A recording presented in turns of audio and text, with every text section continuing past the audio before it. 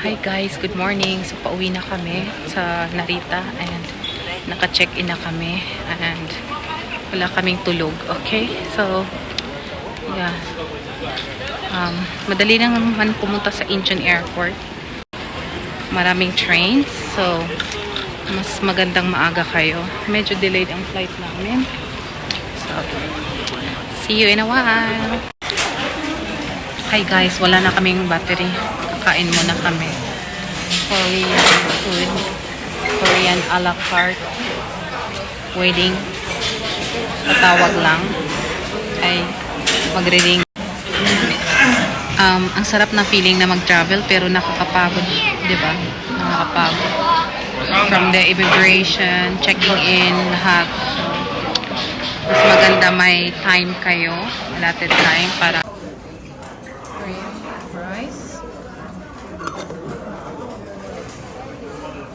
So, ito yung kakainin namin. This is the stew, spicy seafood stew. I think masarap to kasi may soup. And these are the side dishes and the rice. So, kakain na tayo. That's it. We are going back, guys. So, ayan ang airport. So, maulan. So, ingat na lang sa biyahe. Bye, Korea!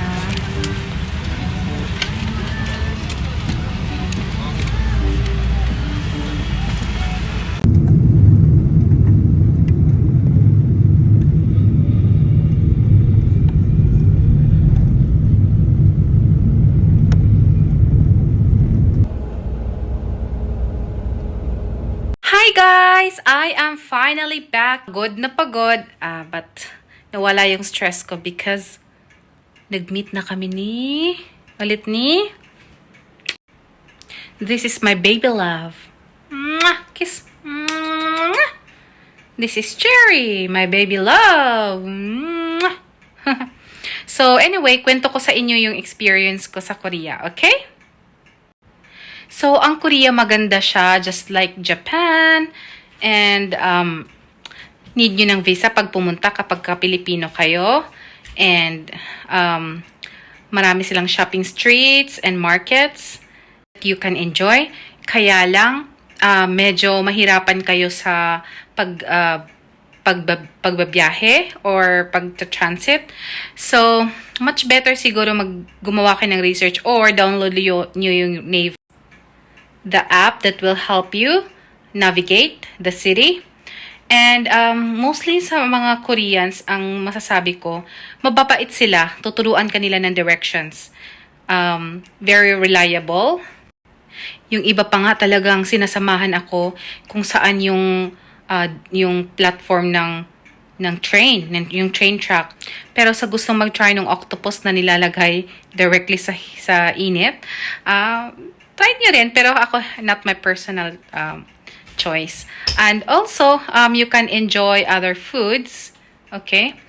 Yung tofu stew na para siyang soup na kinakain with rice and other dishes, ng mga kimchi and yung mga vegetables na fermented. Okay? Okay naman ang Korea. It's very, affordable yung mga damit kung gusto nyo. At kung mahilig kayo sa mga BTS, ang daming mga merch. So, you can enjoy. So, yun lang guys. Mamaya papakita ko sa inyo kung ano yung mga nabili ko. And also, yun nga, mababait ang mga Koreans. They will help you get through sa navigation, sa directions. Yun nga lang, may worst experience ako sa airport. Kasi I thought sa airport, mga bilingual, di ba, usually. Di ba, mas secure kapag sa airport kasi alam mong they can speak English. Yun nga lang nung pumunta na kami sa check-in counter. So, akala ko, mag-check-in doon sa yung sa machine. Sabi niya kasi, entrance. Sabi ko, what do you mean, entrance? Mag-check-in ba ako? On my own? Ang sinabi niya lang, entrance! Parang galit. So sabi ko, why are you shouting? Sabi kong ganun. So, yun lang. Naintindihan ko na yun pala, yun yung entrance papunta doon sa check-in counter. That was the only worst experience na na-experience ko. And, yun nga, nag-aaway-aaway kami ng ate ko kasi nga, minsan sa direction, nagkaligaw-ligaw kami. Pero, it's okay.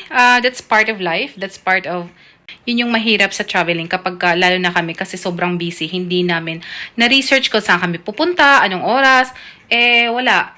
Parang, bahala na si Batman yung ginawa namin. So, nagkandaligaw-ligaw kami. That's the press that we. So, yun na. Mas maganda siguro kapag fall or spring kasi medyo okay yung weather. Pag summer too hot, magka-heat stroke talaga kayo. Muntik na kami magka-heat stroke ng ate ko eh. So, buti na lang may malapit na mga coffee shop or Starbucks dun sa may Gyeongbokgung Palace.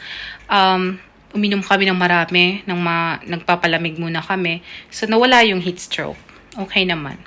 And so, mamaya, papakita ko sa inyo kung ano yung mga nabili ko. And, kayo na mag-judge. Wow. Guys, as promised, eto na yung mga pinamili namin. Papakita ko sa inyo, okay? So, of course, Shin Ramen. Famous or popular sa Korea. Actually, marami namang Shin Ramen kahit saan, di ba? Pero, ito, nakikinig. My goodness. Nakikinig din siya, oh. Pero, syempre, ang kagandahan sa pag sa Korea ka bumili, if you want a very spicy Shin Ramen, sa Korea na, mas magandang bumili doon.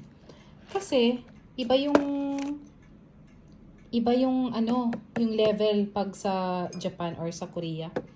Sa Korea talagang maanghang. So, ito din, yung nori na tinatawag dito sa Japan. Pero, marami naman din siyang nabibili dito. Pero, of course, iba pa rin yung nasa Korea. May iba silang, siguro lasa, okay?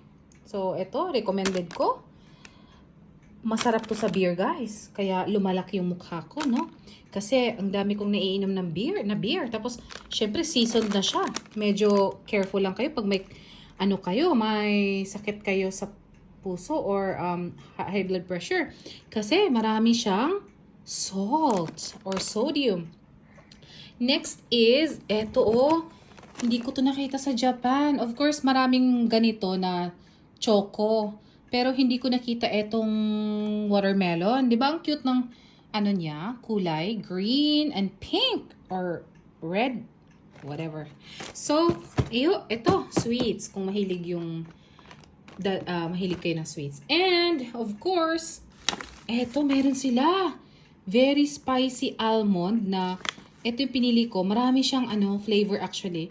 Pero, syempre, popular sa kanila yung tteokbokki, whatever. Paano pronounce to? So, yun. Maanghang, of course. No? Ito din, hot and spicy kasi mahilig ako. Actually, yung level ko ng anghang, yung anghang na kinakain ko, talagang maanghang yung gusto ko. Pero, habang tumatanda, nagiging weak na yung lining ng tiyan ko. So, minsan okay. Kakain ako. Pero, yun na nga, yung negative effect or the consequence is manghihina naman ako ng gamot sa doctor. Kakahiya, no? So, eto yung masarap. Pag gusto nyo ng medyo matamis. Honey butter almond. Eto yung recommended ko talaga.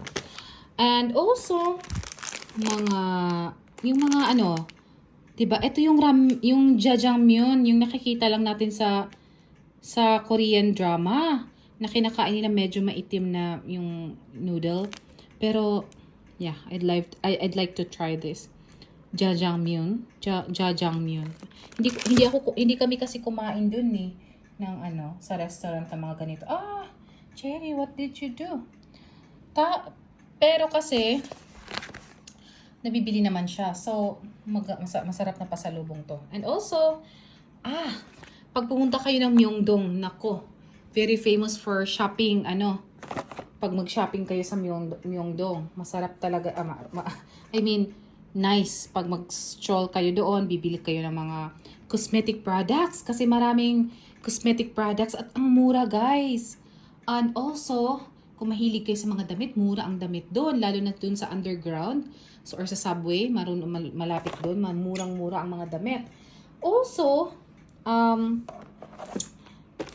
ito nga yung face mask na may retinol siya. Syempre, we all know na ang retinol siya ng wrinkles. It will prevent you from aging, 'di ba? Or delay at least the aging process. Kasi nga, stimulate niya yung collagen production. And also, meron akong may hyaluronic acid. Medyo mahal to, but this is for me. Recommended nung babae. Kasi nga, may may retinol at saka may hyaluronic acid. And, eto pa guys, retinol din siya na cream after mong maligo, after ng serum. So, serum na siya actually, pero ako dalawa na yung ginagamit ko ngayon. Kasi syempre, tumatanda na. And also, nabili ko to sa Myeongdong Subway. 'Di ba? Ang cute.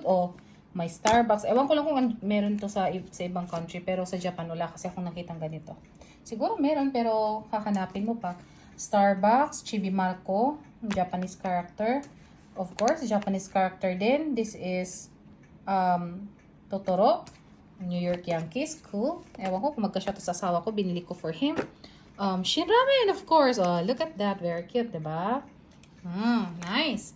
And, ano pa ba? Yan, cup ramen or cup noodles. May mga different flavors. Just like this one. Seafood. Masarap din yung seafood stew kasi nila. So, kaya yun binili ko. And also, mahilig yung asawa ko ng meat. So, ito binili ko sa kanya. But I'm not sure kung magustuhan niya kasi pihikan yun. Picky. Ewan ko magustuhan. Ito din is meat. So, yan lang. And also, ito pala guys, bookmark and ball pen. Ito din magandang pasalubong. And, meron pa guys. Marami to. Also, kung collection kayo. Ako mahilig ako mag-collection ng postcards talaga. Yan. Magnet is also good, pero maganda din yung postcard. Diba? Nirecommend pala sa akin yung retinol talaga na eye cream. Actually, nabuksan ko na yung eye cream. And maganda siya sa mata. Talagang nawawala yung puffiness ng mata nyo. And also parang nare-rehydrate siya. Sabi ng babae, hindi ka gumagamit ng eye cream? Nako, kailangan mo na, mag-umpisa ka na. Kasi daw, kasi yung eye area natin, very sensitive pala yun. So, need natin ng medyo ibang, ibang, parang, bang tawag niyan? Yung concentration ba, iba. Retinol din. Retinol din yung pinili ko. May vitamin C din naman. And also, this one, tingnan nyo guys. Ang ganda, diba? Ito sa Gyeongbokgung Palace. Maganda siya. Tingnan nyo, Nagko-collection ako ng postcard. Yung magnet naman sa iba, okay naman. Ako din, bumili naman ako ng magnet isa. Pero, yun nga lang, hindi dumidikit. So,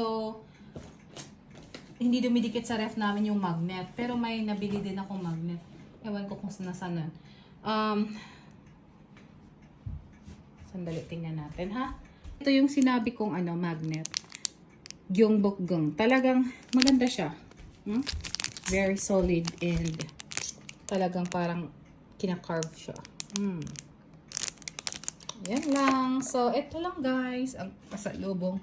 Ayoko na ng maraming pasalubong, pero yung bibili kayo, yung talagang gusto nyo, pipili kayo. Yan. Sakto lang sa bagahe ko. 15 kilos. Mahigit. So, thank you guys for watching. See you! And I hope you'll have a great day. Bye!